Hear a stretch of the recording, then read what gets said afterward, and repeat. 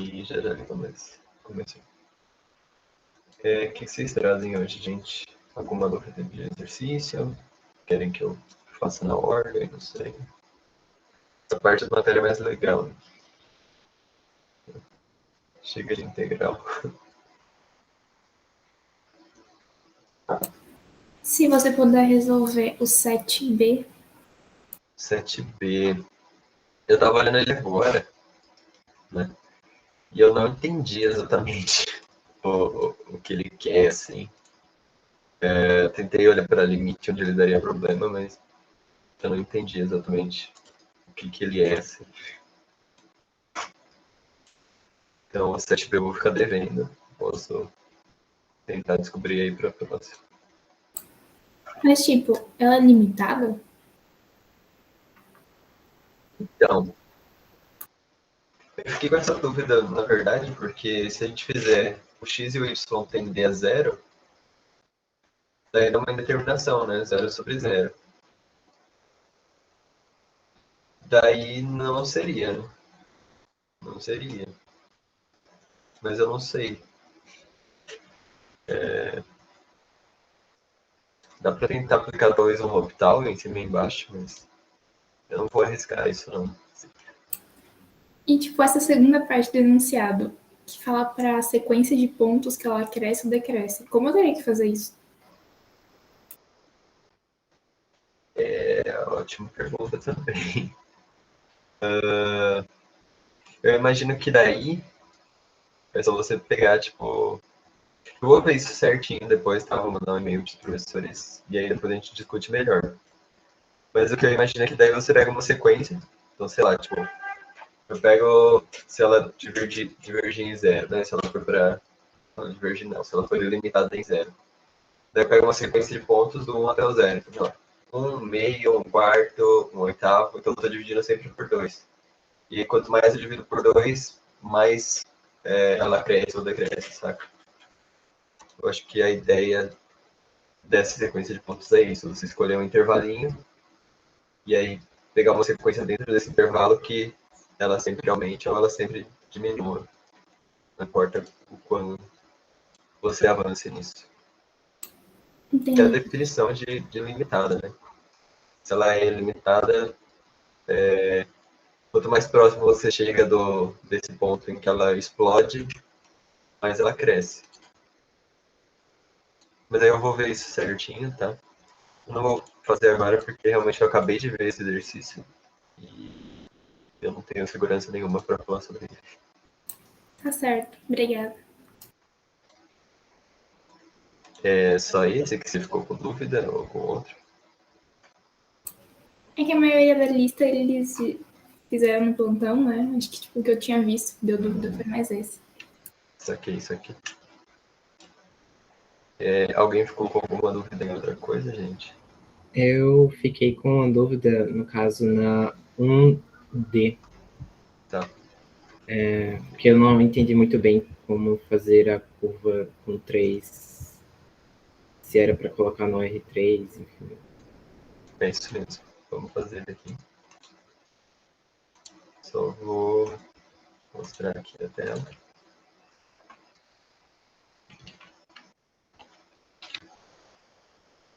É essa, né? Tá. Bom, então aqui a ideia vamos primeiro parametrizar isso aqui, né? Pegar as equações paramétricas. Então a gente tem que o x de t é cosseno de t, o y de t é seno de t, certo? E o z de t é o próprio t, né? Essas aqui são as equações paramétricas. Se você fez os outros, você sabe que a gente eleva essas duas ao quadrado, né? Para fazer a circunferência dos outros exercícios lá, do A e do B, eu acho. E a gente vai fazer o mesmo tratamento aqui. Então aqui a gente vai fazer isso aqui virar x ao quadrado de t igual a cosseno ao quadrado de t, y ao quadrado de t igual a seno ao quadrado de t, E a última a gente não mexe. A gente deixa o z de t sendo igual a t. Tá? Então, isso aqui é uma circunferência, né? Esse x e y. Então, vamos desenhar isso aqui primeiro no eixo xy. Tá? No plano xy. Então, aqui eu tenho o meu x, aqui eu tenho o meu y. Isso aqui é uma circunferência. Né? Então,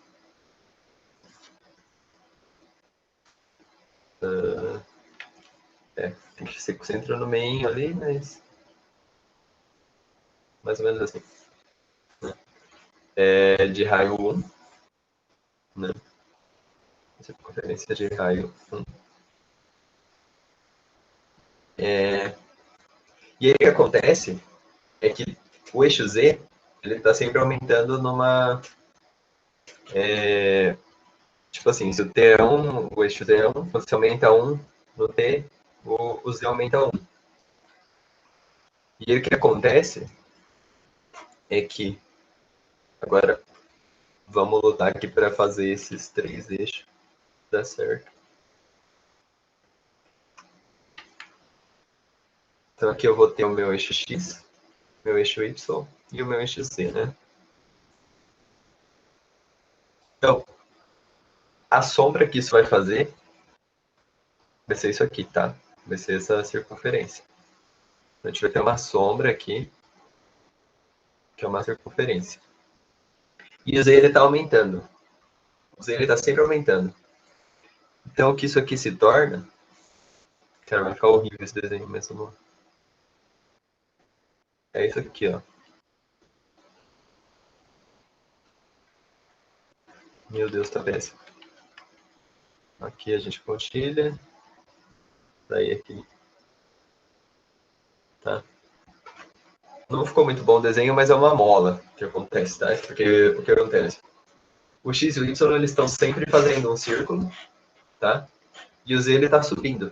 Então, você vai fazendo um círculo e subindo. Vai fazendo um círculo e subindo. Então, ele forma uma mola. Tem uma animação disso, depois, quando eu for colocar esse exercício lá no documento, eu posso pôr a animação junto.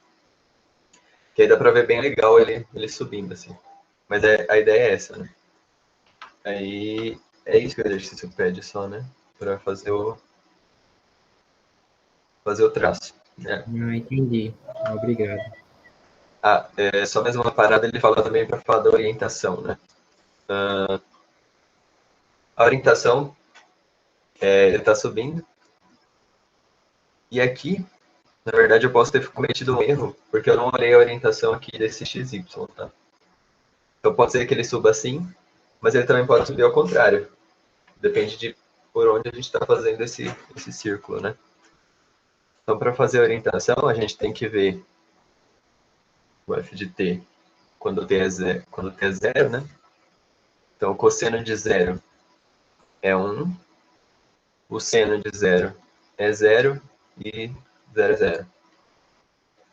Daí, para π sobre 2, então aumentei um pouco, o cosseno é 0, o seno é 1 e o t é π sobre 2, né? Então, aqui eu tenho o ponto 1, 0, aqui eu tenho o ponto 0, 1, e aí o sentido é esse, né? Ele vai aumentando nessa direção mesmo. Então, por sorte, eu montei certo essa mola, né? Ele vai subindo aqui nessa direção. Tá? Faltou ter falado isso, mas... É isso. Deu para pegar bem ele? Sim, sim. Eu Show. tenho mais uma dúvida, só que no caso ela não é de exercício, mas é no caso teórica mesmo. Pode falar? Não foi uma das anotações, tipo, eram daquelas definições, tipo, aquelas várias definições que tinham nas anotações do professor Farid, que a questão de conjuntos, né? Ele fala que um conjunto, para ele ser... ele fala de conjunto complementar, deixa eu só ver aqui. Da aula 10 ou da 11? Foi da aula, acho que foi a 10, né, a penúltima. Sim, ele falou que um subconjunto A contido nos reais, né, no caso N, é dito fechado se o seu complementar é aberto. No caso, o complementar, nesse caso que ele está falando, são os reais, só que tirando o A, né? Isso. A gente pode pensar num exemplo aqui na reta, tá? Então, sei lá, eu vou pegar um intervalo de 0 até 2. Eu fiz esse intervalo aberto, estou usando parênteses. Posso usar até uma bola aberta, se preferir, né? Que aí já começa a confundir com as definições de bola aberta e tal.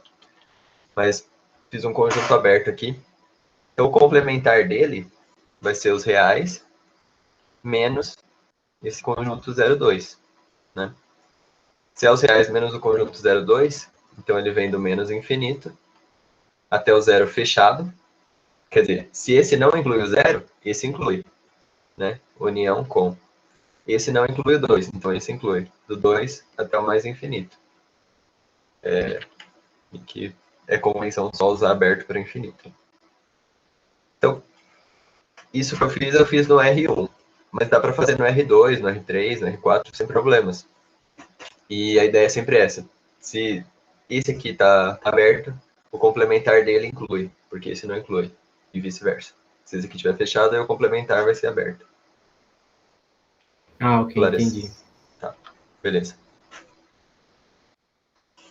Deixa isso aqui mais pra cá.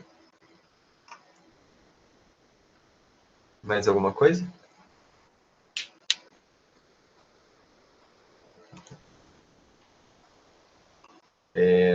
Exercícios. Eu imagino que a maioria já tenha sido feita, né?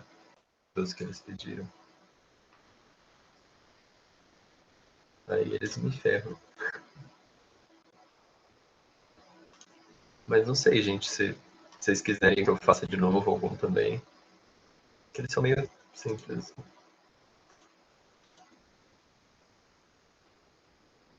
No caso A3, é só mais uma dúvida mesmo de como proceder. Ele pergunta se o limite dessa função aí vetorial, quando quer saber se esse limite existe. No caso, eu tenho que verificar se cada componente existe no limite. Isso mesmo. Ah, ok. Posso fazer um deles. Ok. Não fiz antes, mas acho que dá. Então ele quer que a gente verifique se existe, né? E aí vale o seguinte, o limite quando t tende a t zero de f de t é igual a o limite quando t tende a t zero, no caso aqui o t zero é 1, né? Aqui. É 1. Limite quando t tende a 1 de raiz de t menos 1 sobre t menos 1, né? Aqui de novo o limite com t tendendo a 1 de t quadrado. E aqui o limite com t tendendo a 1 de t menos 1 sobre t. Isso é bom, né? Porque se a gente pode jogar o limite para dentro, então a gente também pode derivar e fazer tudo que a gente fazia no cálculo 1. Bom, isso aqui não dá problema, né? Dá 1, porque ela é contínua, então o valor do limite é o mesmo que o valor no ponto. A mesma coisa para esse cara. Né? Então, 1 menos 1 dá 0. 0 sobre 1 dá 0. Né? E aí a gente tem que só trabalhar nesse aqui, porque ele dá uma indeterminação, né? 1 menos 1 dá 0. E aqui embaixo também 1 menos 1 dá 0. Então, só trabalhando ele, limite com t tendendo a 1. Aí aqui a gente pode usar diferença de quadrados, tá? Então, eu vou copiar o de cima, raiz de t menos 1, baixo raiz de t menos 1, raiz de t mais 1. Né? Isso aqui é igual a isso aqui. Daí eu posso cortar aqui. Isso aqui é igual ao limite com t indo a 1 de 1 sobre raiz de t mais 1, que é meio. Né? Então, no fim das contas, o limite com dt tendendo a 1 da f de t é igual a meio, certo? 1 e 0. E é isso. É bem cálculo 1, assim, só que com esse detalhezinho de jogar as coisas lá para dentro. Deu para pegar? Você Isso pode aqui. passar de novo naquela hora que você multiplicou pelo parênteses? Eu não consegui entender muito bem o que foi feito. Essa aqui? É. Tá. A gente sabe que a ao quadrado menos b ao quadrado é igual a mais b, a menos b. Né? Aí eu olhei para esse t como sendo a ao quadrado e esse 1 sendo b ao quadrado. Né? Então, se o t é a ao quadrado, a raiz de t é a. Né? Porque raiz de t vezes raiz de t dá t. E aí a mesma coisa para 1, né? Só que raiz de 1 é 1 mesmo. Então, quando a gente faz isso, dá isso aqui. A gente pode desfazer essa distributiva, né? Então, raiz de t com raiz de t dá t, raiz de t com 1 dá raiz de t, menos 1 com raiz de t dá menos raiz de t, e menos 1 com 1 dá menos 1. Né? E aí isso aqui volta a ser esse t menos 1. Tá? Era isso? Era assim, eu não tinha entendido muito bem. Obrigada. Beleza.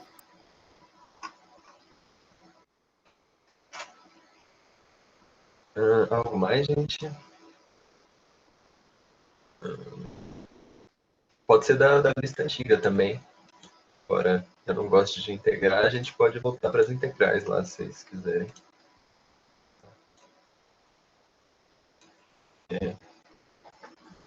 Ficou bem, teve umas coisas que foram bem rápidas assim lá. Né?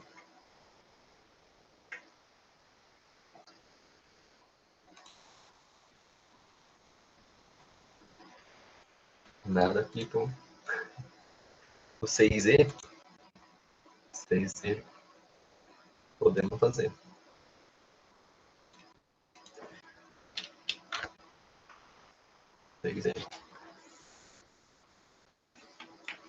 O 6 ele fala o seguinte: descreva o domínio e a imagem de F e desenhe os domínios. Então ele quer saber quem é o domínio, quem é a imagem, e aí ele quer um desenho do domínio. Vou deixar já um gráficozinho pronto aqui. Um plano, na verdade, né? Então, primeira coisa, se a gente está falando de x, y, z, então a gente tem 3 variáveis, a gente está trabalhando no R3, certo? Daí a gente tem que ver para onde que a função ln existe. Né? O que eu gosto de fazer é olhar um cara por vez. Tá? Então, digamos que aqui ao invés de x, y, z, tivesse um t. Né? Então, o domínio do ln de t, né? Vou colocar um parênteses aqui. Né? O domínio do ln de t é o quê? É t maior que zero, né? Porque se a gente for olhar lá o gráfico do ln, ele vem aqui assim, e aí ele nunca encosta no eixo e ele não existe nos negativos, né? Ficou só um rabisco, mas... Então ele tem que ser t maior que zero. Só que eu chamei de t todos esses caras aqui, né? X mais y mais z mais 1. Então, daqui a gente tira que x mais y mais z mais 1 tem que ser maior que zero. Né? E aí, para deixar mais bonitinho, se você quiser, a gente pode passar esse um para o outro lado, né? Então, x mais y mais z tem que ser maior que menos 1. Tá? E esse é o domínio. Então, o domínio é dado por x mais y mais z maior que menos 1. Essa é uma forma de representar ele, tá? Se você quiser, você pode tentar isolar uma variável e aí escrever com o vetor. Também dá certo. Mas assim, já é suficiente. Aí a gente tem que desenhar esse domínio. Tá? Ele está no R3, então eu vou precisar de 3 eixos. Né? Então aqui vai ser meu eixo X, aqui meu eixo Y, aqui meu eixo Z. Para desenhar isso, a gente tem que ir com bastante calma. Tá? Eu gosto de fazer o seguinte. Quando o Y recebe o valor de 0 e o Z recebe o valor de 0, eu sei que o X tem que ser maior que menos 1. Né? Então eu vou tentar tracejar aqui. Tá? Para ficar bonitinho. Certo? Aqui eu tenho uma ferramenta para isso. Né? Então, o x ele recebe menos 1 quando os outros dois são 0. Né? Então aqui eu tenho menos 1. A mesma coisa acontece com o y, né? Se eu colocar 0 no x, aí o y é menos 1. E a mesma coisa para o z. Né? Se eu colocar 0 nos outros dois caras, o z é maior que menos 1. Né? Então aqui eu tenho menos 1. E aí, com 3 pontos no espaço, a gente tem um plano, né? Agora eu vou ter que desenhar esse plano. Eu não confio muito na minha capacidade de desenhar, mas é alguma coisa meio que assim. Né?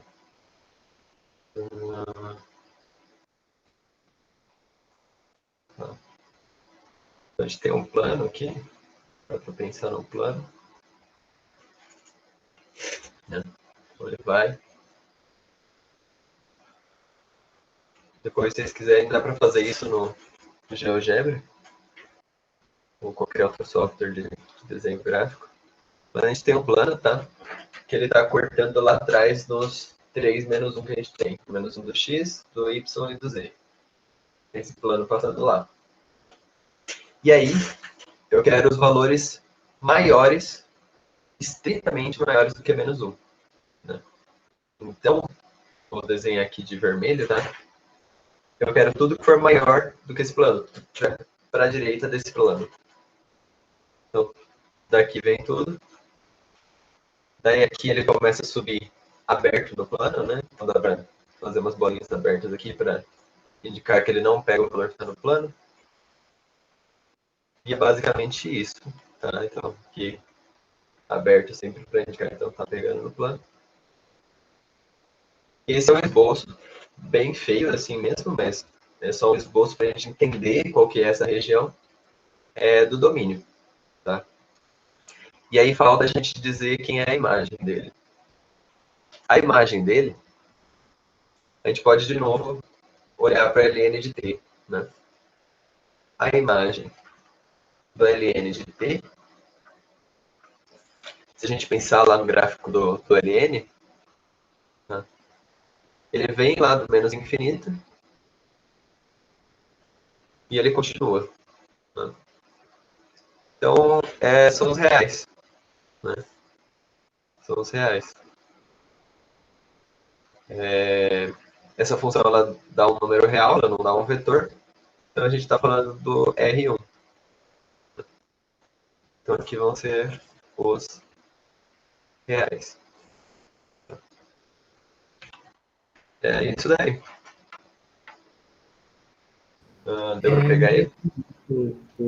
Esse lance esses traços vermelhos que você colocou depois junto com as bolas. No caso, Eu não consegui meio que Tá. entender. Isso é para ser bem um esboço mesmo, tá? Mas, assim, essa representação das bolas você não precisa fazer, tá? Você pode só fazer os traços, se você preferir. Mas a ideia é que eu quero descrever que eu estou pegando as coisas que estão para cima desse plano. Eu vou tentar desenhar aqui no GeoGebra, tá? Que acho que ficou um pouco mais claro o que eu estou falando. Então, eu vou abrir o GeoGebra. Para a apresentação. Uma guia do GeoGebra 3D. Tá? Então, a gente tem lá o x mais y mais z igual a menos 1. Né? E isso dá um plano, tá vendo?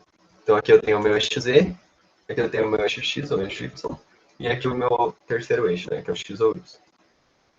E aí, eu estou falando que eu quero o maior do que isso, né? Então, se eu tirar um print disso daqui e voltar para a nossa luzinha, o que a gente tem? A gente tem esse negócio e eu estou pegando os valores maiores só. Então, os valores maiores são esses aqui, ó. Tá? É isso que eu tentei representar com aquelas bolas abertas, que eu estou pegando todos os valores que são maiores. Então, daqui é tudo, né? Não tem nenhum plano limitando, não, pelo menos nessa representação. E aí daqui são os valores maiores, tá? E aí eu fiz algumas bolas abertas aqui para representar o que? Que eu não estou encostando o plano. Que é aquilo que a gente discutiu agora há pouco do complementar lá, né? Que nem sei mais onde estava aqui. O plano ele está fechado, né? Como se o plano ele tivesse com a bola fechada. Não é bola, né? Ele tem um nome para isso aqui, mas o plano ele é um intervalo fechado. Então o intervalo que eu estou pegando ele é aberto. Né? Então por isso eu estou fazendo essas bolinhas abertas para representar que eu não estou encostando no plano. Eu estou indo tão perto quanto eu posso, mas eu não estou encostando. Ficou mais claro assim ou não ajudou em nada? E às vezes acontece, né? Ficou sim, ficou claro. Beleza. Então, a ideia é essa.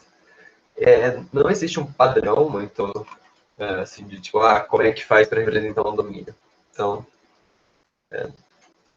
geralmente a gente faz do jeito que a gente visualiza da forma mais clara, né? Fazendo esse plano aqui no GeoGebra fica bem mais simples de ver isso, né? Do que o plano que eu tentei desenhar aqui.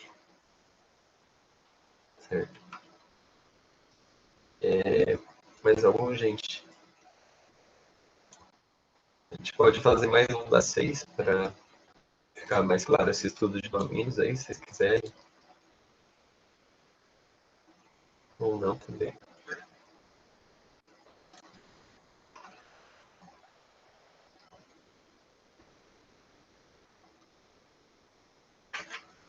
Não? Nada? Vou pegar aqui o 6B, tá? Pra gente dar uma olhada nele.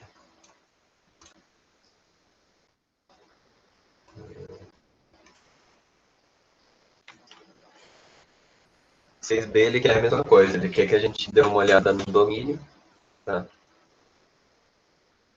Quem que vai ser o domínio, quem que vai ser a imagem, e aí fazer um esboço do domínio, tá? Aqui ele só tem duas variáveis, então o esboço vai ser no plano. Tá? Bom, aqui a gente tem uma raiz quadrada, né? A gente sabe que a raiz quadrada ela tem que ser maior ou igual que zero. Né? O valor que vai dentro da raiz quadrada, o argumento dela, tem que ser maior ou igual que zero. Então daqui a gente tem que 4 menos x quadrado mais y quadrado tem que ser maior ou igual que zero. Né? Se a gente reorganizar um pouquinho, a gente vai ter que menos x quadrado tem que ser maior ou igual que menos 4, né? Menos y quadrado. Certo? Só joguei coisa de um lado para o outro, então o sinal se mantém, né? Posso multiplicar isso aqui por menos 1, só para ficar mais bonitinho. Eu tenho que x quadrado tem que ser menor ou igual, né? Quando eu multiplico por menos 1, eu inverto o sinal, que 4 mais y ao quadrado. Certo? E esse é o domínio, né? Bom,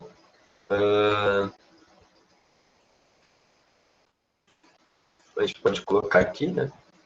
Então, o domínio ele vai ser que o x quadrado tem que ser menor ou igual que 4 mais y ao quadrado. Ou se você quiser colocar desse jeito aqui, 4 menos x quadrado mais y ao quadrado. Ou se quiser colocar entre parênteses x, vírgula, alguma coisa assim. E aí a gente tem que fazer um esboço disso, né? Eu vou direto pegar um esboço do que o GeoGebra dá, porque eu sei que eu não vou conseguir desenhar. Tá? Então eu vou vir aqui no GeoGebra Calculator. E eu vou colocar o quê? Eu vou colocar x quadrado, eu imagino que vocês não estejam vendo o GeoGebra. Né? Igual. Mas daí eu já copio e passo para cá. X quadrado igual a 4 menos y ao quadrado. Tá?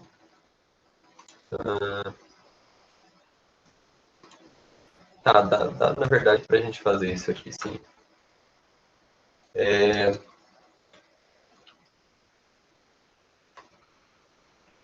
Eu fiz alguma coisa errada em algum lugar. Peraí. X quadrado igual a... Tá, eu errei no GeoGebra.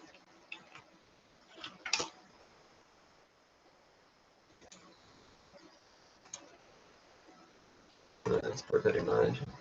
Se alguém perceber algum erro de conta que eu fizer também, tá? Acontece bastante. Mas acho que aqui tá tudo ok. Né? 4 passa para lá como menos, y passa lá como menos. E aí dá esse gráfico aqui, né? Quando a gente coloca o igual, tá? E aí a gente quer o x quadrado que seja menor ou igual ao 4 mais y ao quadrado. Como tem o igual, a gente vai pegar a linha dessa vez, tá? E, bom, como a gente quer o x quadrado menor ou igual que o 4 menos y quadrado, a gente pode fazer uns testes aqui, ó. Sei lá, se eu fizer o x igual a 1, né? X igual a 1, menor ou igual que 4 mais y ao quadrado. Aqui não vai estar definida, né? A gente vai passar para o outro lado, vai dar menos 3. E raiz de menos 3 não tem. Então o domínio que a gente está falando é esse aqui. Tá?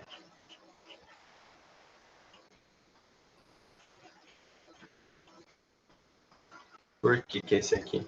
Né? Então, só estou pintando para a gente ter uma ideia de que é desse espaço que a gente está falando. Então, por que é isso? Porque aqui eu estou procurando os valores para que essa função seja definida. Né? Para que esse 4 menos x quadrado mais y quadrado exista. Né? E para isso existir, deixa eu tirar essas coisas aqui. Para isso existir, eu tenho que ter um x que seja... Eu fiz alguma coisa de errado aqui. Tá, não, tá certo. Um x que seja menor do que a soma desses dois caras, né? Porque daí essa raiz com certeza vai ser positiva. Então, é isso aí, eu acho. E aí a imagem, né? Como a gente está falando da raiz quadrada de um negócio, se a gente pensar no f de x como sendo a raiz de x, a gente tem isso aqui, né? E ela vai embora. Então aqui são os reais positivos, né? Isso incluindo o zero. Daí não sei como é que vocês incluem o zero nas coisas. Dá para fazer, sei lá, mais o zero, né? Certo? Eu acho que ficou bem confuso o que eu fiz aqui, né? Não sei, deu pra entender? Querem que eu volte nisso? Faça de outro jeito, sei lá. Por que que ficou depois eu me perdi na parte que ficou depois do 2, né? Você estava pintando. Tá, vamos lá. Ele ficar nessa região entre as duas. Vamos ver isso com calma, que pode ser que esteja errado. Mas a ideia é que eu quero que 4 menos x² mais y seja positivo. Né? Daí, ó, eu tenho aqui o meu ponto 2, 0. Né? Se eu colocar esse 2, 0 aqui, então f de 2, 0, eu vou ter a raiz de 4 menos 4, né, que é 2 ao quadrado, mais 0, que dá 0. Beleza? Está definido. Aí agora o que eu vou testar? Eu vou testar se esse ponto aqui funciona. O ponto 3, 0. E eu vou testar também se esse ponto aqui funciona. O ponto 1, 0. Na verdade, eu acho que está errado, né? Isso aqui que eu pintei. Quando eu testar o f de 3, 0, eu vou ter a raiz de 4 menos 9 mais 0. Isso aqui não existe, né? Então tá errado o que eu pintei aqui. Deixa eu mudar aqui o tipo de... Na verdade, a gente vai querer a outra área. Né? Vou testar o f de 1, 0. F de 1, 0 vai ser igual a 4 menos 1 ao quadrado é 1. Né? E 0 ao quadrado é 0. Isso aqui dá a raiz de 3 que existe. Né? Então, de fato, estava errado aquilo que eu tinha pintado. O que a gente quer é essa área que está aqui, né, entre os dois caras. Eu acho que agora até eu entendi o que eu não estava entendendo, assim. Certo? Por quê? Qualquer ponto que eu pegar nessa área aqui, então, sei lá, vou pegar o 1, 3 aqui, né? Se eu fizer com 1, 3, vai dar certo. Então, f de 1, 3. Isso aqui é a raiz de 4, menos a 1 ao quadrado, que é 1 mesmo, e 3 ao quadrado, que é 9, né? Isso aqui dá maior que 0, então vai ser definido. Peguei, sei lá, menos 2, 5 aqui. Né? Menos 2, 5 também vai dar certo. Menos 2 vai dar 4, 4 com 4 vai dar 0 aqui, e 5 ao quadrado vai dar a raiz de 25, que vai dar 5. Né? Então, agora acertamos a área que a gente tinha que pegar. Certo? Às vezes a gente erra. Sem problemas, muito obrigado. Perfeito. E é por isso que eu não posso pôr a gravação toda lá, já pensou?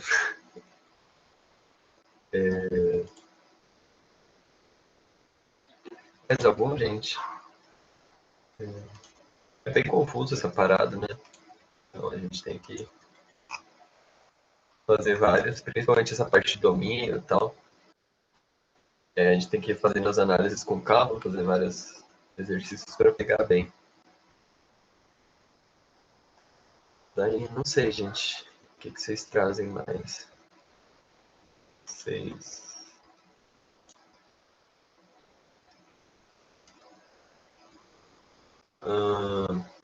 O 8, talvez. Não sei, gente. Vocês que mandam.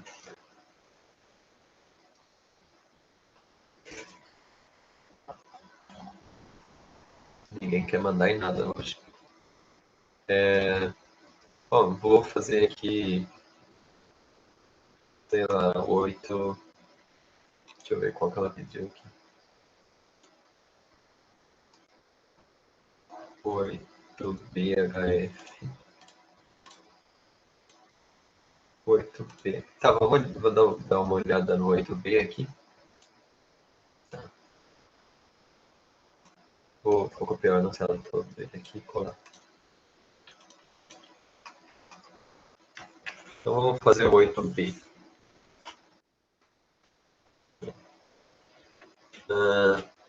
fala assim, esboce o gráfico das funções abaixo. Uma vez que você tiver esboçado esse gráfico, a gente vai olhar para ele e a gente vai reconhecer esse gráfico. Exceto um deles aí, que eu nem sei qual que é, porque eu não fiz todos. E aí a gente vai determinar se ele é uma quádrica. Né? Então, para quem fez já, viu bem como identificar quádricas, o que são quádricas e tudo mais. Mas para esse exercício a gente não precisa de muito, então quando a gente chegar nessa parte a gente discute bonitinho. Tá?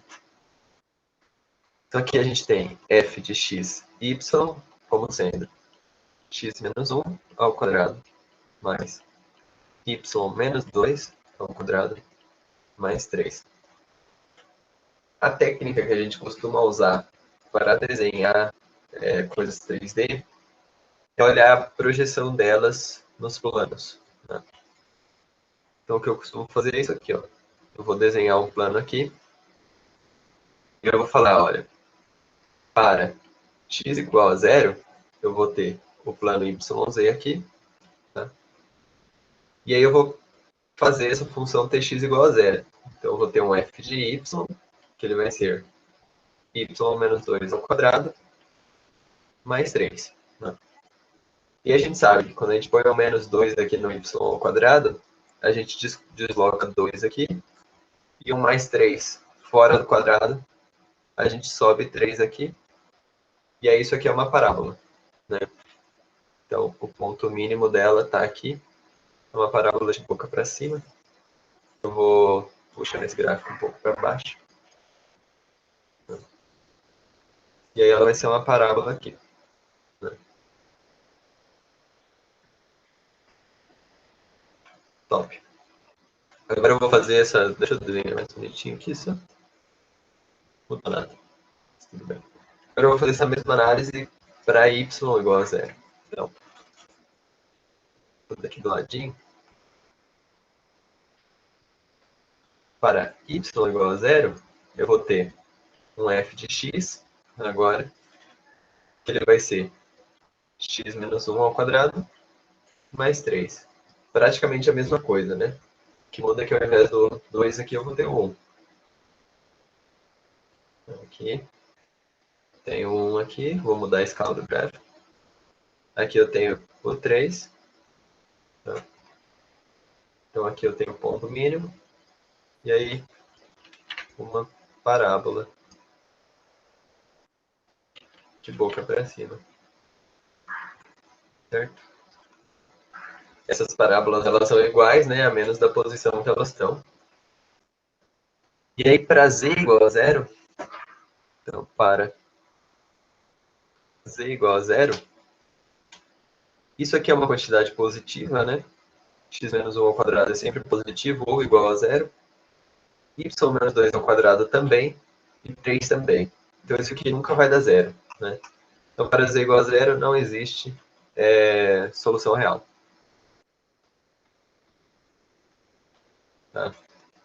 Não existe. Corta. Não existe.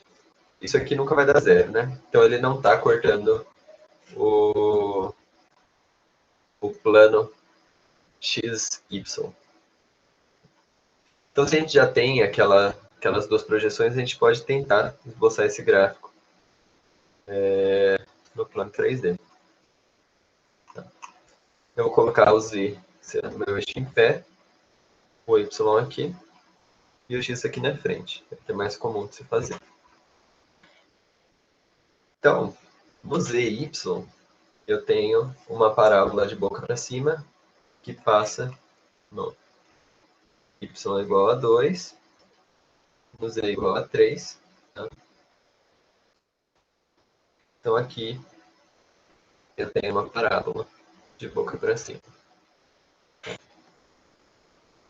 No zx, agora eu não tenho colocado aqui os nomes, eu tenho a mesma coisa, só que passando no 1. Né? Então, aqui eu tenho 1. E aí aqui eu tenho uma parábola. Na verdade, essa parte do desenho é mais difícil de fazer. Certo? Mas é uma parábola que está passando por aqui assim. quer dizer, eu tenho uma parábola que corta no ZY, uma parábola que corta no ZZ. Então, isso aqui acaba sendo eu vou ter que apagar isso aqui para... Isso aqui acaba sendo o quê, ó? Uma figura mais ou menos assim, tá? E que ela é 3D.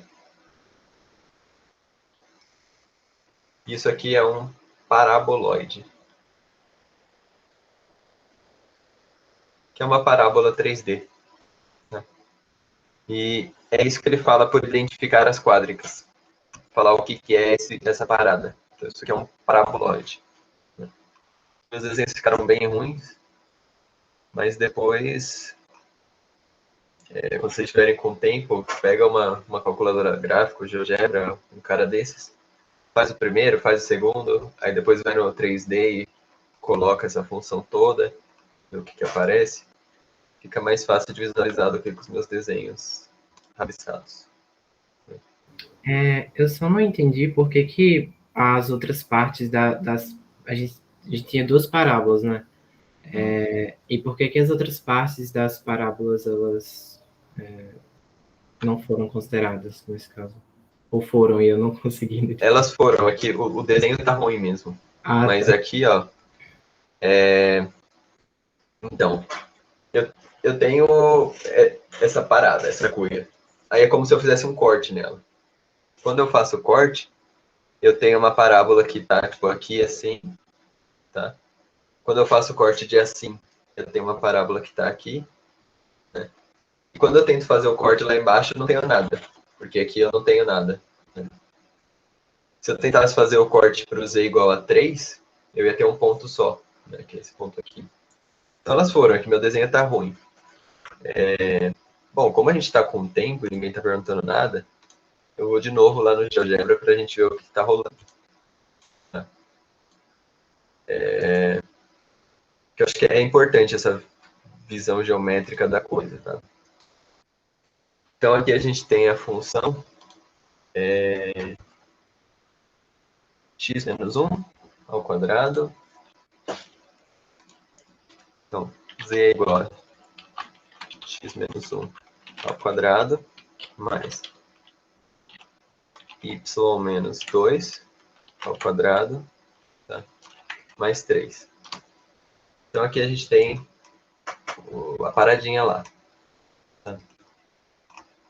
Daí o que eu vou fazer? Eu vou pegar um plano no qual x é 0. Tá? Então, olha lá onde eu fiz o corte, tá vendo? Ele pega um pedaço dela. Tá? E tá difícil de ver certinho aqui. Né? Mas, ó, se a gente olhar exatamente onde ele está cortando, forma uma parábola. Né? E o ponto mínimo dela não está no 3 só. Mas daí é porque eu fiz alguma coisa errada só no desenho antes. Né? Mas quer dizer, forma uma parábola. Tá? O ponto mínimo dela aqui é 4, parece. Quando a gente faz x igual a 0, tem o y menos 2 ao quadrado mais 3. Então, no y... no y ela é 4.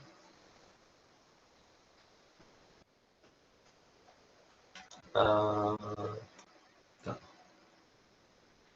E aí, se a gente fizer a mesma coisa com um plano em que o y é 0, né?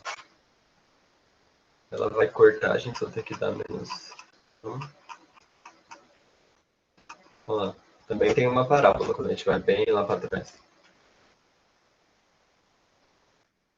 Então, assim, é mais para a gente ter uma intuição geométrica que a gente faz o negócio. Mas o paraboloide, ele tem um outro mínimo que esses dois caras. Tá?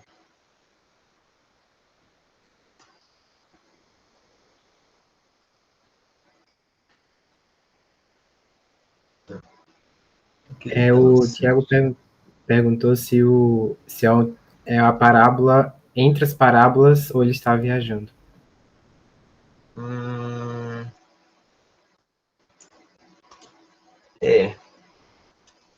Não vou dizer que você está viajando, mas se você conseguir explicar melhor o que você está pensando, daí, não sei, como se eu pudesse girar essa forma a partir do ponto de intersecção. Não exatamente. Não exatamente. Existe uma parte dela, se você girar, você vai formar esse paraboloide, mas não é exatamente nenhuma dessas duas, tá? Se você cortar ela bem no meio, então você precisa de um paraboloide bem comportado para fazer isso, né? Se tiver um x ao quadrado mais y ao quadrado, é igual a z, né? Então, esse aqui é o paraboloide que é mais fácil de você ter essa ideia, porque ele passa certinho aqui no zero, né? Então, se eu pegar um plano x aqui, x igual a zero, né? Quando eu olho ele aqui de frente, esse plano de frente, eu tenho exatamente a parábola y ao quadrado, tá? E aí sim, se eu pegar y ao quadrado e girar, eu vou ter esse paraboloide. Mas para esse exemplo, aqui não é verdade. Porque aí eu teria que achar certinho um plano que passa no meio dele, e aí sim girar. Tá? Faz sentido essa ideia? Beleza. No caso, desculpa, pode falar. Pode perguntar, pode perguntar.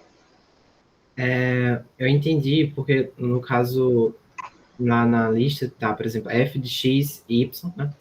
E nesse caso aí você colocou z como sendo igual à expressão, né? Tanto faz.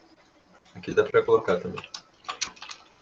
Ah, tá. Eu pensava que tinha alguma coisa de. Porque eu pensava que quando colocava f de x e y, ficava só aquelas parábolas, entendeu? Uhum. Aqui ele fica até mais legal. O GeoGebra ele mostra já essas projeções nos eixos, olha que legal. Quando a gente coloca o f de x e y. Né?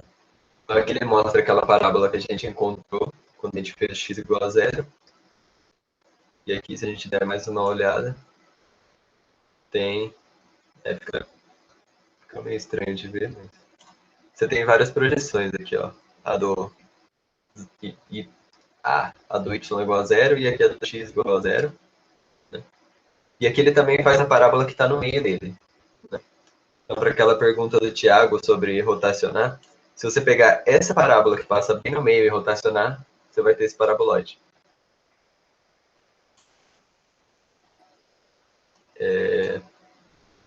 Cara, legal isso. Isso é bem... Eu não sei se vocês tiveram, se vão ter, mas isso é bem matéria assim do final do curso de geometria analítica. Tá? Então, não sei se todos os Pelo menos cursos a têm gente não como. teve quádrica. Não teve?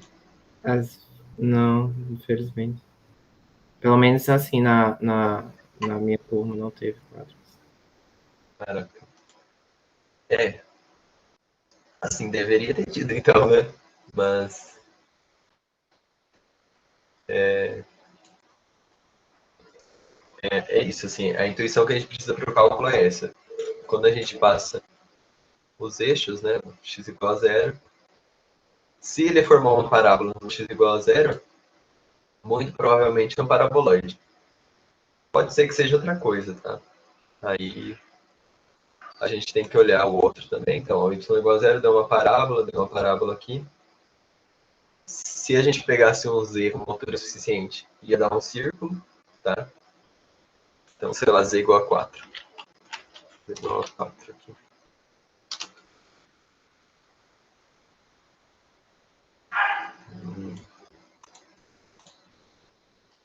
Cadê? Então, olha lá, ele corta e ele forma um círculo, né? E aí, quando a gente tem esse círculo e duas parábolas, fica mais intuitivo para a gente que é um paraboloide. Além disso, cada tipo de quadrica tem uma equação diferente. Né? Então, se você vir no Google, equações de quadricas, né?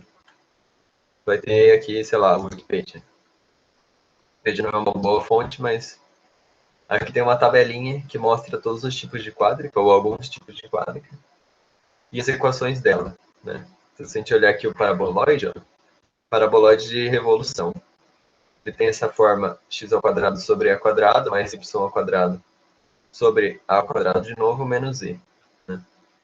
E aí esse aqui é um caso particular disso, em que o a ao quadrado é 1, né? Então não está dividindo por nada. E eu desloquei o centro dela, mas esse deslocamento não muda o formato. Então esse aqui é um caso particular, você passa o z para o outro lado. E aí, conforme você vai trabalhando bastante com quádricas, algumas você lembra. Então, tipo, o da esfera. X quadrado mais y quadrado mais z quadrado igual a 1. Né? Ou igual a qualquer número, que vai ser o raio ao quadrado da esfera. E aí por aí vai.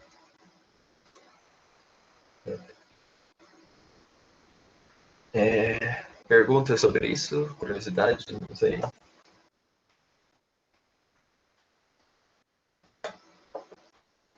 Esse é um conteúdo bem legal de trabalhar assim. Então, isso fica bem no finalzinho de GA, e eu imagino que realmente muitas vezes não dê tempo, assim, né? Porque você vê as cônicas acho que todo mundo vê, né? Que é a mesma coisa que as quádricas, só que no plano. Então você tem a parábola, você tem o círculo, você tem a elipse. São todas seções de um paraboloide, né? Você pega um paraboloide e vai cortando ele de diferentes formas. E aí a quádrica é a extensão disso para o R3. Mas geralmente não dá tempo, realmente. No meu curso eu vi um pouquinho só, mas eu vi. Enfim. Começo de cônica é uma parte de elipse. Então. Eu tenho uma dúvida, só que é da lista de integrais. Pode falar. É a 40G. Tá, só deixa eu abrir essa lista aqui.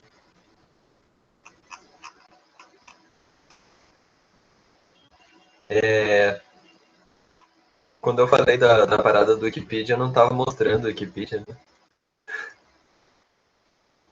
Droga.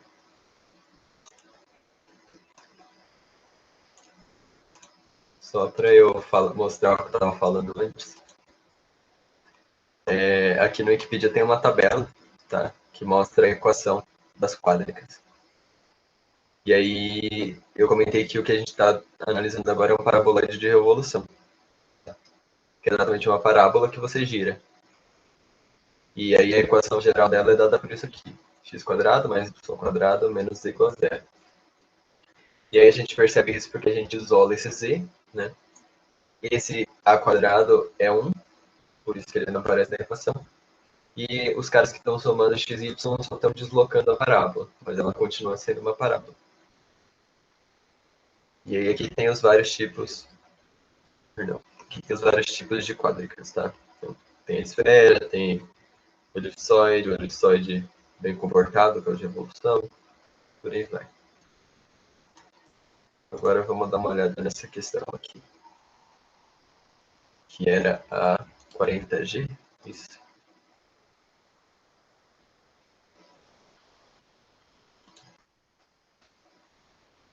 Então, uma janela. Então, voltando aqui para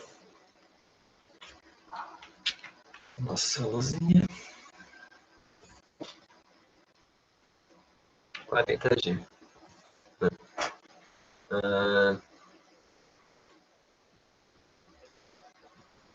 Tá. Deixa eu ler o enunciado da 40. Ele fala, decida quais integrais impróprias abaixo são convergentes e quais são divergentes. Então, para a gente ver se essa parada converge ou diverge. Né? Bom, aqui a gente pode usar um teste de integral, tá? Porque aqui ele está falando que o S ele é maior que zero. Né? Então eu tenho que 1 sobre S ao quadrado mais x ao quadrado é menor ou igual. Nem igual, né? Porque o S ele é sempre maior do que zero. Então isso aqui é sempre maior. Calma aí, deixa eu ver só. Quer dizer, aqui eu tenho 1 dividido por x quadrado. E aqui eu tenho 1 dividido por x quadrado mais alguma coisa positiva.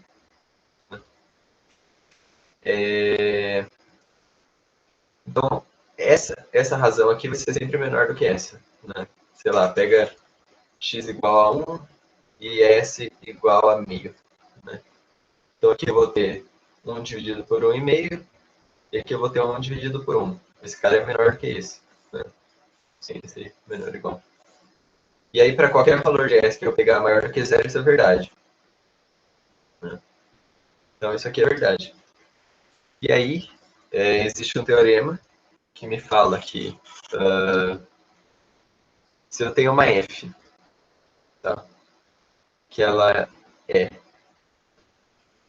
maior do que uma g, e essas duas são positivas, ou iguais a zero, e é o caso, né? Porque a gente está analisando x no intervalo positivo. O s, ele é positivo, e o 1 também é positivo. Então, essas funções elas são sempre positivas. A gente tem uma função f, que no caso é essa aqui desse lado, que é maior do que uma função g. Se a integral da f converge num dado intervalo, então a integral da g também converge. Tá? E aqui, isso aqui é quase um corolário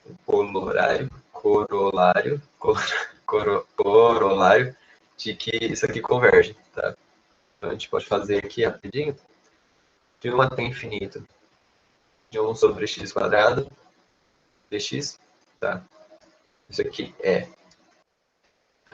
somar 1 no expoente tomba, né? Então menos 1 sobre x, que varia de 1 até infinito.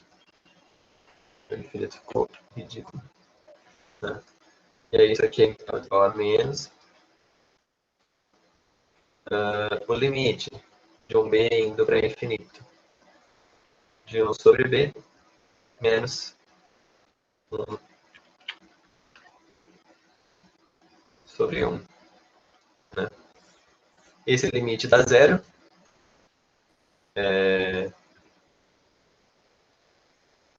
Aliás, ele dá zero. Ele dá zero. Né? Porque quanto mais eu aumento esse cara aqui, mais isso aqui fica próximo de zero. Né? Então esse limite dá zero. Menos com menos dá mais. Então isso aqui dá igual a 1.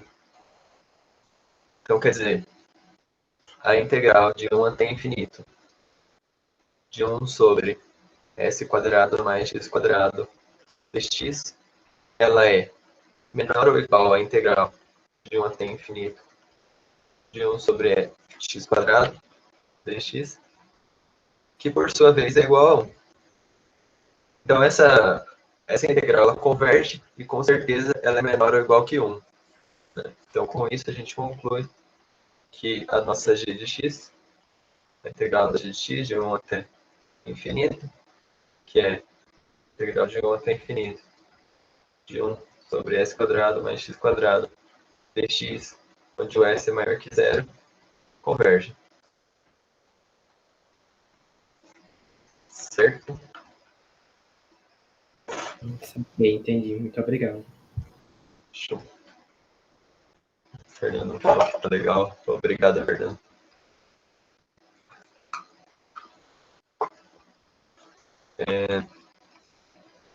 Às vezes dá para ter umas intuições rápidas assim, então. Então é bom guardar os caras que convergem. Tipo, 1 sobre x elevado a qualquer coisa maior do que 1 sempre converge. Tá? 1 sobre x não converge. É Ô, Pedro, elevado a x. Fala. a sua prova de cálculo 2, ela foi mais teórica ou ela foi mais resolver o cálculo mesmo? Tipo, conta. Cara, eu vou te falar que eu não lembro. Eu posso ver se ele ainda está disponível aqui no Moodle. mas eu realmente não lembro. Você fez você fez ela no EAD ou foi presencial? Eu fiz ela EAD, ano né? passado, eu tava remoto ainda. Isso. Eu vou ver aqui rapidinho, eu já te falo. É uma pergunta bastante interessante. E eu não vou mostrar, obviamente, porque pode ser que eles usem o mesmo banco de dados.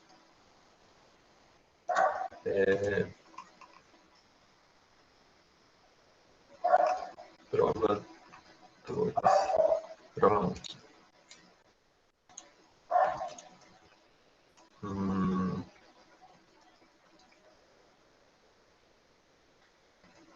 Tá.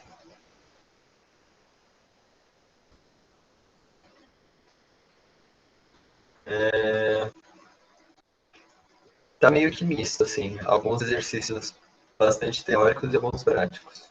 Tá? Tem outros que eles falam, tipo, encontre o domínio da função. E ele te dá uma função.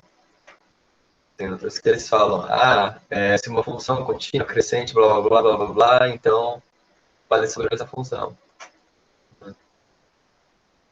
Tá meio que misto.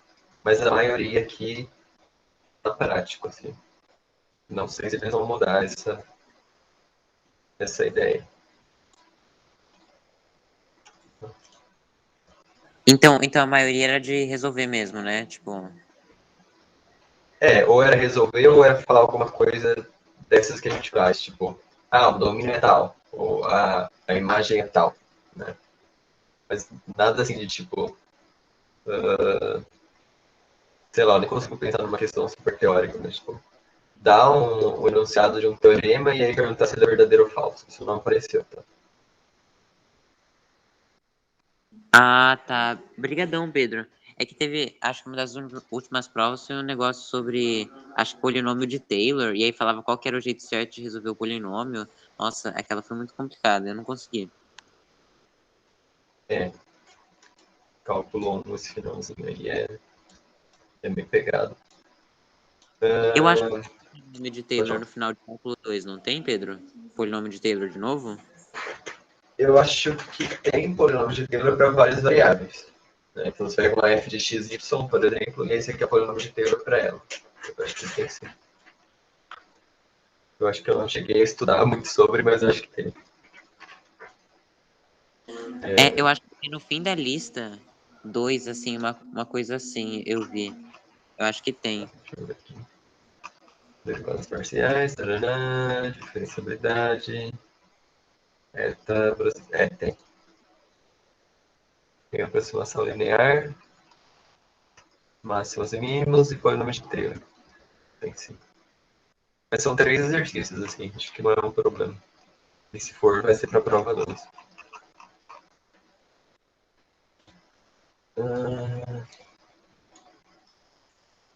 E aí, gente, algo mais? Eu imagino que eu não posso disponibilizar essas provas que eu fiz ano passado para vocês. Porque são os meus professores, então talvez eles usem um banco de dados semelhante.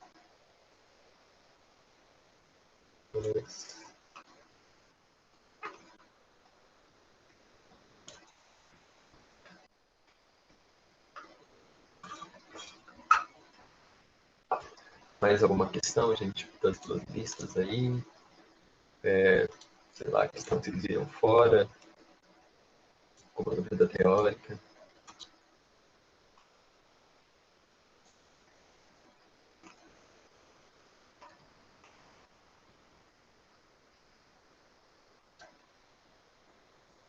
Beleza, já vai lá. Condições.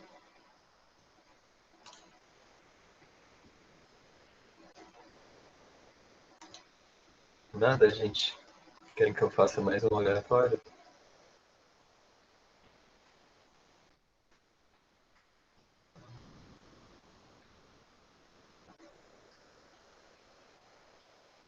Pode ser, Pedro. Não sei. Ah, eu acho que é legal dar uma olhada nessa FG aqui da 1. Não sei. Os professores já fizeram isso aqui? Se eles já fizeram, eu não faço. A F e a G, que é essas comparações. Ah, pode fazer essa, Pedro. Eu peguei pra fazer ela hoje, mas eu acho que eu, tipo, não tive coragem de fazer. Justo. Justo. A gente não chegou a fazer a A, né? Para fazer elas, antes a gente tem que fazer a A, mas a A é bem rapidinho. Eu fico tomando água e eu fico solucionando depois. A A, ela dá uma F de T, que é igual a seno de 2t, cosseno de 2t. Tá? No intervalo de 0 a 2π. E aí ele quer que a gente compare essa função f com a função que eu vou chamar de g aqui, só para a gente diferenciar uma da outra. Cosseno de 2t, tá? Seno de 2t. Então, invertendo as coordenadas, o que acontece com essa curva? Bom, eu imagino que vocês já devam ter visto como desenha uma curva desse tipo. A gente pega as equações paramétricas. Tá? Então, x de t é igual a seno de 2t, y de t é igual a cosseno de 2t. Tá? E isso aqui para f, né? A gente tem que a f de t é igual a isso aqui. E aí a g de t é o contrário. Né? A g de t vai ser o contrário. A preguiça, meu pai.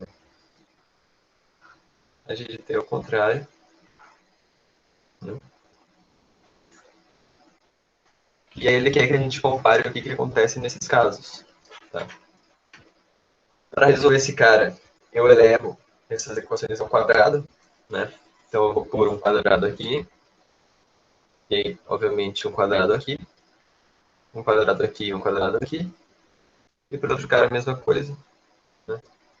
Sem problema nenhum. E aí quando eu somo essas equações, eu tenho aqui x quadrado de t mais y quadrado de t. Seno ao quadrado mais cosseno ao quadrado de qualquer coisa, se essa coisa é igual nos dois caras, isso aqui dá 1. Né? E aqui dá a mesma coisa. Então, x quadrado de t mais y quadrado de t igual a 1. Então, quer dizer, essas duas equações, tanto a f quanto a g, elas parametrizam a mesma curva.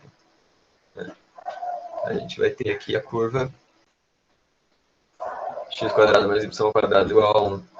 É claramente um círculo, né? De raio 1. Eita. Deu meio errado o meu círculo. Vou tentar desenhar ele na mão.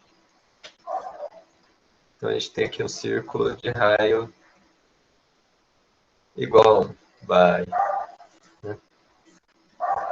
E agora, o que a gente quer comparar é a orientação da curva. Tá? Então, quer dizer, as duas elas parametrizam um círculo. Mas, e aí? Tem alguma informação diferente? E tem, né? Então eu vou olhar a f de 0. Tá? Eu vou olhar a g de 0. Daí eu vou olhar a f de π sobre 4. Eu vou olhar a g de π sobre 4 e ver o que a gente vai ter. Tá? Então aqui, quando eu faço f de 0, eu tenho a seno de 0, que é 0. Tá? E quando eu faço cosseno de 0, eu tenho 1. Né? Na g, quando eu faço cosseno de 0, eu tenho 1. E quando eu faço seno de 0, eu tenho 0. Daí agora eu vou olhar o π sobre 4. Tá? Então, f de π sobre 4 é seno de 2 vezes π sobre 4. Então, seno de π sobre 2, que é 1. E cosseno de 2 vezes π sobre 4. Então, cosseno de π sobre 2, que é 0. Né? Na G é o contrário. Tá? Então, aqui vai ser 0 e 1. E aí, com isso, o que eu consigo concluir? Tá? Eu vou representar a F. Eu vou fazer uma legendinha aqui, tá? Eu vou representar a F em vermelho e a G em azul. Não tem nenhum daltônico aí não, né, gente? Se tiver, eu tento fazer de outro jeito, mas... Aí vocês me avisam, tá? Mas acho que vermelho e azul dá pra diferenciar bem. Então, o que acontece? O primeiro ponto da F é o ponto 0, 1. Então, aqui eu tenho o F de 0, 1. Né? E aí, o segundo ponto da F, que eu calculei aqui, vai ser o 1, 0. Né? Então, aqui eu tenho F. Aliás, aqui eu tenho F de 0, né? Que é igual a 0, 1. E aqui eu tenho F de π sobre 4, que é igual a 1, 0. A G é o contrário. A G de 0 é 1, 0. Né? E a G de π sobre 4 é igual a 0, 1. O que acontece? Conforme eu aumento a F, e agora eu vou mudar essa corzinha, conforme eu aumento a F, ela segue nesse sentido aqui, aumentando, né? Então, se você quiser fazer mais exemplos aí para testar, ele vai sempre seguindo nesse sentido. A G é o contrário. Então, a G é o meu azul claro. A G, conforme aumenta, então, do 0 para o π sobre 4, ele segue nesse sentido. Então, sei lá, se eu estivesse fazendo um exercício de física, em que essa parametrização representa o movimento de uma formiga em círculo. Né? Se a formiga estiver andando na f de x, ela está andando nesse sentido. E se a formiga estiver andando na g de x, ela está andando no sentido oposto. Né? Isso seria um problema numa questão em que a gente está analisando uma corrida de Fórmula 1. Né? Se o carro da Ferrari está na G de X e o carro da McLaren está na F de X, vai ter um acidente com certeza, né? Em algum momento elas vão se chocar. Então, a análise de orientação é essa, é ver para que sentido que está rodando. Nesse caso, rodando, né? E aí, a G de X, a G da 1, ela fala para a gente comparar a velocidade do item A com o de uma curva que é seno de t cosseno de t. Tá?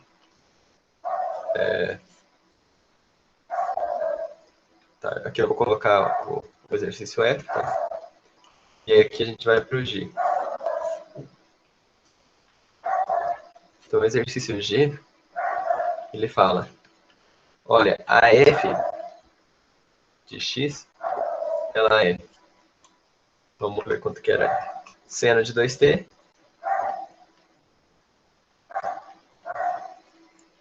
cosseno de 2t. Antes de eu terminar de escrever isso aqui, ficou alguma dúvida no item anterior?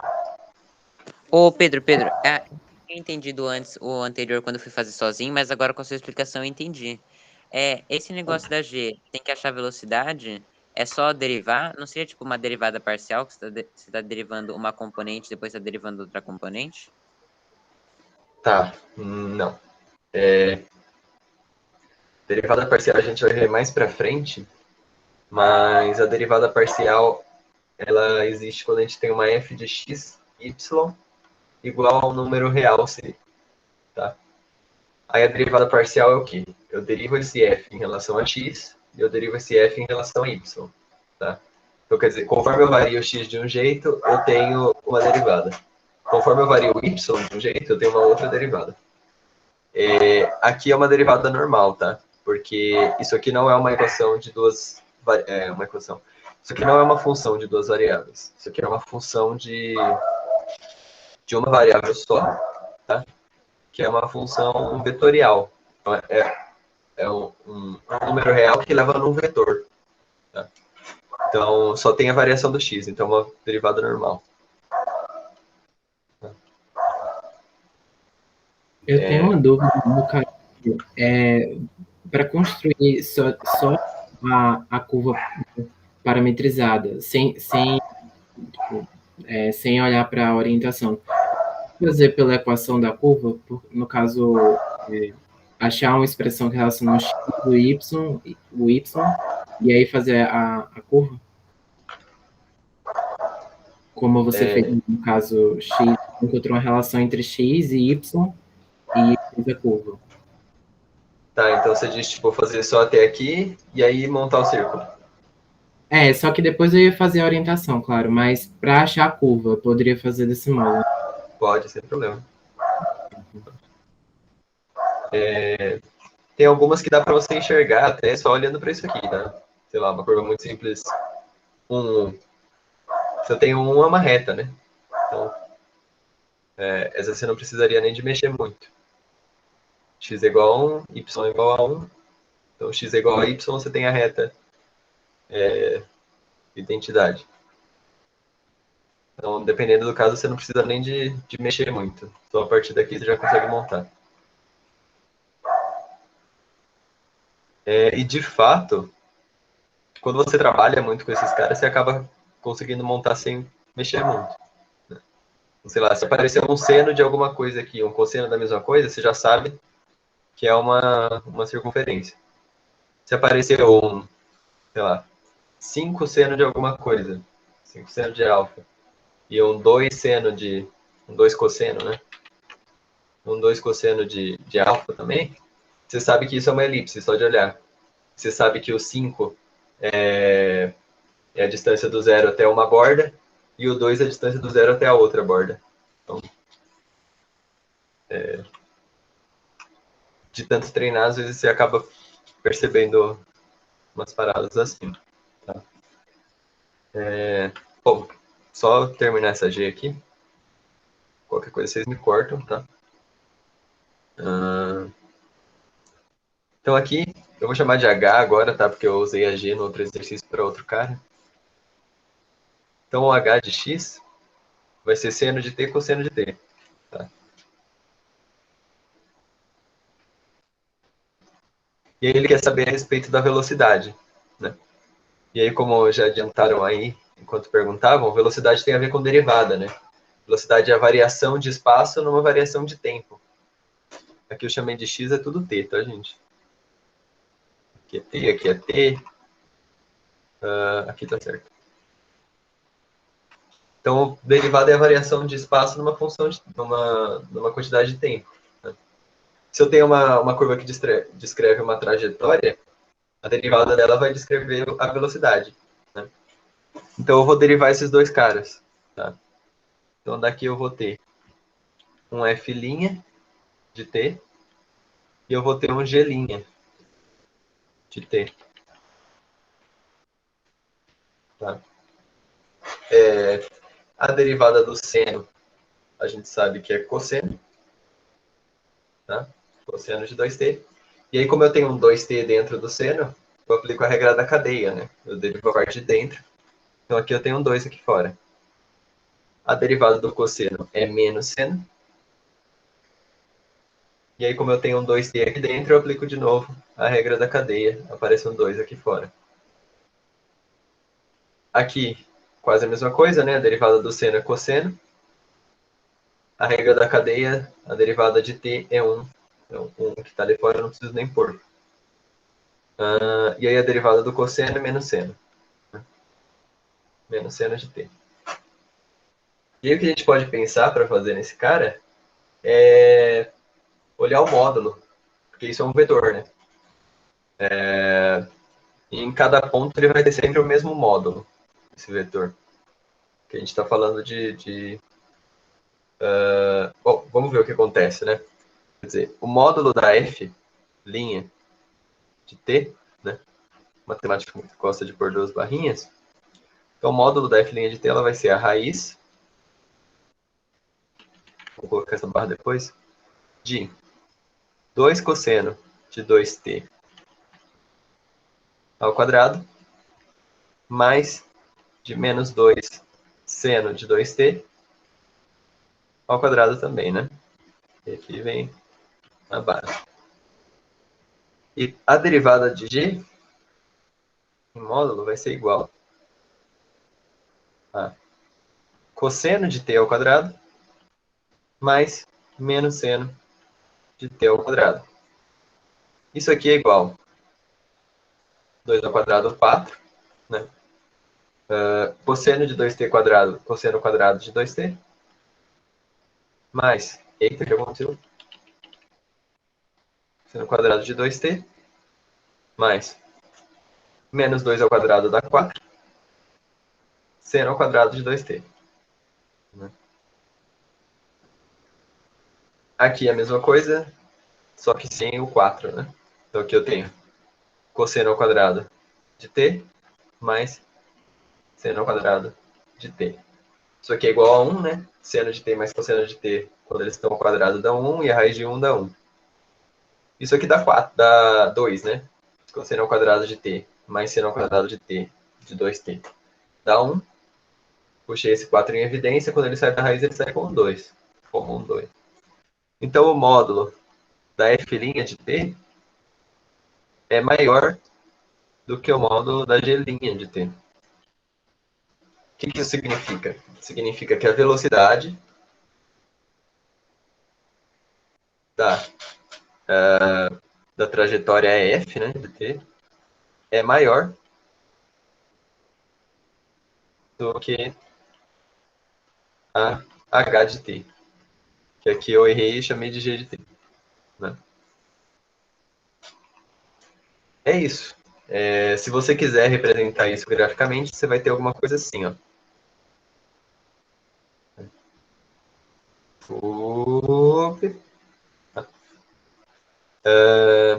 Daí você calcula em algum ponto, né? Você vai ter aqui, por exemplo, a da f, e aí a da g vai ser metade da f. Tá? Quer dizer, o vetor velocidade da g é sempre metade do vetor velocidade da f. Da h, não da g. Da h, tá? Alguma dúvida nele? Deu para pegar bem? Deu pra pegar sim, Pedro. Valeu. Beleza. Essa parada do módulo só deu para fazer porque eu tinha o cosseno e o seno, tá? E aí eu sabia que o cosseno e o seno, quando eles estariam ao quadrado, ia dar 1. E aí ia dar para fazer esse módulo. Se eu não estivesse trabalhando com as trigonométricas aqui, daí a ideia seria eu calcular em algum ponto específico. Tá? Então eu vejo qual que é a f' de 0, por exemplo, a g' de 0, aí a de 1, a de 1, e aí ver se mantém constante essa diferença. Se se mantiver constante, você consegue concluir alguma coisa. Bom, alguém tem mais alguma dúvida, gente? Eu preciso ir no banheiro e deu a hora, então se ninguém tiver mais nada, eu vou encerrar. Eu fico tomando água igual um doido aqui. Valeu, Pedro, valeu. Então é isso, gente. Obrigado pela presença e até mais. Amanhã eu não vou poder dar monitoria, tá? Para quem costuma ir nos 2 dias. E aí eu mandei um e-mail lá para a gente marcar um outro dia para substituir. É isso aí, gente. Obrigado de novo e até mais.